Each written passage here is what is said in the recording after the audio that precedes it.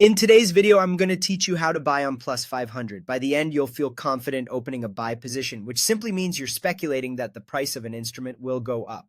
Let's walk through it clearly and calmly so you know exactly what to expect.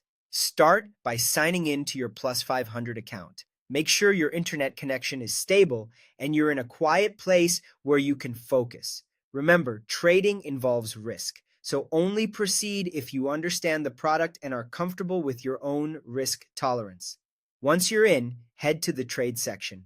This is where you'll see categories like popular markets, or you can use the search bar if you already know what you want. Type the name or symbol of the instrument you're interested in. This could be a stock, an index, a currency pair, a commodity, or a cryptocurrency, depending on what's available in your region. Take a moment to verify you've selected the exact instrument you intend to trade, since many assets have similar names. Also, glance at the market status. If the market is closed, your order may not execute until it opens. When you found the right instrument, click Buy.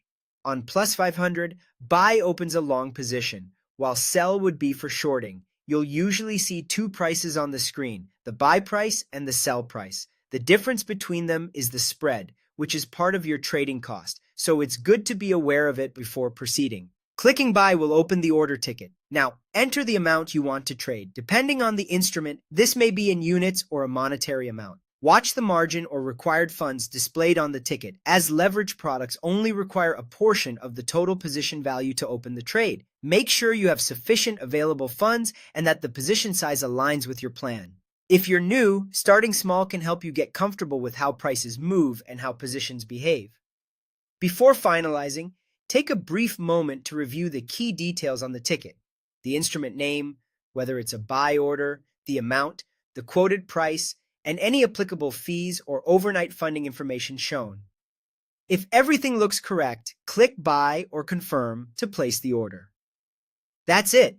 Your new position should appear in your open positions or portfolio area, where you can monitor it in real time.